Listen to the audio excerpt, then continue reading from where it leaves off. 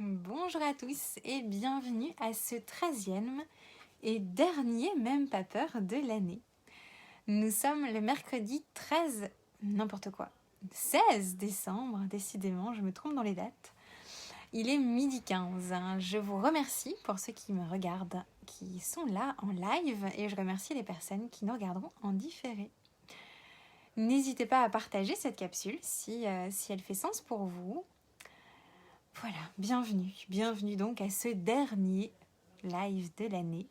C'est un live qui fait partie d'une série hebdomadaire à laquelle j'ai donné le nom de Même pas peur. Pour ceux et celles qui viennent à nous pour la première fois, je bafouille. Mon nom est Anne Riégère et je vous offre des lives de réflexion sans d'aucune façon prétendre qu'il s'agisse de la vérité, juste de la mienne, de mon point de vue en fait. C'est mon opinion. Et en fait, je vous invite tout simplement à la commenter. Des lives qui vous inviteront toujours à réfléchir sur les peurs que l'on peut rencontrer et surtout notre façon d'y réagir. Alors depuis quelques semaines, quelques mois maintenant, je vous dis ces mots. Vos peurs vous étouffent. Je vous parle de peur, principalement d'émotions, d'anxiété, de stress. Et je vous conseille de ne pas vous laisser étouffer, de ne pas vous laisser engloutir par tout ça. Ce point de vue, cette posture, qui avance encore chaque jour de mon côté, j'en ai pris pleinement conscience en février dernier. J'ai mis des mots dessus. Mais ça a commencé bien avant, il y a même quelques années. Et là, je voulais vous parler d'un moment en fait. D'un moment où j'ai compris quelque chose qui était important pour moi. Ce moment, c'était en août 2019, donc il n'y a pas si longtemps que ça. Mais c'est à ce moment où j'ai compris que ma liberté était quelque chose de primordial pour moi. Mais la liberté, c'est quoi en fait au juste ? Parce qu'on cache beaucoup de choses derrière. Je vous donne ma façon de voir et de la vivre. Ma liberté, c'est quand j'avance en fonction de mes valeurs. Ma liberté, c'est quand je fais des choix en ayant pleinement conscience de mon état intérieur. Quand c'est posé, pas envahi. Ma liberté, c'est de ne pas me laisser emprisonner par les désirs, les besoins des autres, mais bien choisir de mon plein gré et en tout état de cause. Bien sûr dans le respect de chacun, car il y a cette phrase qui résonne et que vous connaissez sans doute, une phrase de John Stuart Mill, j'ai trouvé l'auteur il n'y a pas très longtemps. La liberté des uns s'arrête là où commence celle des autres. Donc il y a une notion de respect de l'autre. Car être libre, c'est pas faire n'importe quoi, sous prétexte que l'on peut. C'est pas blesser, frapper, casser, juste parce qu'on peut. C'est pas se laisser guider par ces fortes émotions que l'on peut ressentir, souvent la peur et la colère qui nous mènent jamais bien loin. Être libre, pour moi, c'est choisir en toute conscience. Nous sommes des humains, nous sommes des êtres grégaires. Nous vivons en groupe. Rares sont ceux qui vivent en ermite. Et en groupe, on a des règles de vie, des lois, des choses à ne pas faire, pour le respect de chacun, pour que chacun se sente bien. D'ailleurs, c'est souvent des choses à ne pas faire dont on parle. Alors pourquoi je vous parle de tout ça ? Tout simplement car tout vient de là pour moi. J'ai vécu ce sentiment d'être emprisonnée par mes peurs, étouffée. Et de fait, la liberté me semblait très loin. Cette sensation d'être piégée, coincée, alors que quand on réussit à prendre du recul, on retrouve cette vision d'ensemble. Et de fait, cette liberté. De plus, j'entends des choses en ce moment qui me font bondir. Je vois des choses qui me font bouillir, que je trouve absurdes. Ça m'appartient. Mais soit, donc, on ne peut pas changer les gens.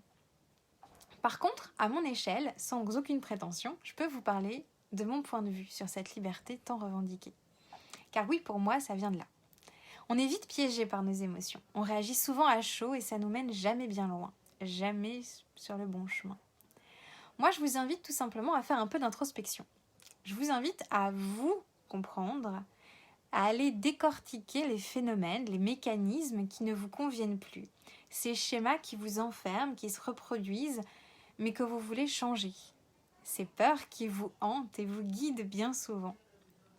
Finalement, se comprendre pour s'apprendre et avancer, et grandir. C'est en grande partie ça, comme ça en fait, que j'ai avancé. pour retrouver cette liberté de faire mes choix de façon pleine et entière. Pas parce que l'autre me demandait quelque chose ou voulait que je fasse ça, pas parce que la société voulait que je le fasse, pas parce que mes proches le souhaitaient, mais bien parce que moi, Anne, j'étais en accord avec cette décision, de la plus petite à la plus grande, en me dégageant de ces idées préconçues, de ces images qu'on a de l'homme, de la femme, de la vie que l'un ou l'autre devrait mener, de ce qui se fait, de ce qui ne se fait pas. En fait, tout simplement partir de moi, tout simplement de qui je suis, de mes valeurs, dans le respect de chacun. Pour moi, c'est ça être libre en fait. Et dans certains pays, ça coûte des vies d'être libre. Mais ici, en France, on a quand même cette chance de pouvoir le faire, certes parfois avec des risques, car oui, il y a encore des choses à changer. Mais on peut, libre de penser, de vivre, de choisir, et même de trouver cette liberté de changer de posture. Mais cette liberté, c'est aussi assumer les conséquences de ses choix et de ses actes. Pour moi, la liberté ne va pas sans la notion de responsabilité. Si on fait des choix, on pose des actes en toute conscience. Et donc, en toute conscience, on les assume. Et ça, parfois, ça fait défaut. Oui, être libre, c'est aussi être responsable. Dans une image, ça sonne déjà beaucoup moins funky. Et pourtant, pour moi, c'est essentiel. Alors, pour cette fin d'année, qui a été éprouvante, déconcertante, pénible, bref, vous voyez de quoi je parle, mais surtout pour cette nouvelle année qui va arriver d'ici quelques jours maintenant, on est déjà le 16, je vais vous inviter à prendre du recul. Prenez du recul, penchez-vous sur les choses dont vous ne voulez plus dans votre vie. Ces mécanismes que vous pouvez peut-être remarquer, ces schémas que vous répétez sans cesse, ou juste les moments où vous êtes dans un inconfort pour juste essayer de comprendre ce qui se passe. Et surtout, écrivez. Écrivez ce que vous souhaitez vraiment, réellement. On enlève toutes les idées préconçues. Il n'y a que vous. C'est entre vous et vous que ça se joue. Et vous allez le poser. Posez ce que vous souhaitez. Un petit peu comme une lettre au Père Noël, mais qui s'adresse à vous-même. Et une fois que vous savez ce que vous souhaitez, eh bien, travaillez, engagez-vous envers vous-même pour que chacun de vos pas vous y rapproche. Reprenez finalement cette liberté d'aller là où vous voulez aller vraiment. D'être pleinement cette personne que vous voulez être, d'exprimer finalement ce qui se cache au fond de vous pour rayonner et vous épanouir. Tout simplement. Alors, je vous laisse à cet exercice, le dernier de l'année. Je vous souhaite une excellente journée et je vais m'affairer à mettre cette petite chronique dans le petit livre. Je vous souhaite une merveilleuse fin d'année et je vous dis à l'année prochaine.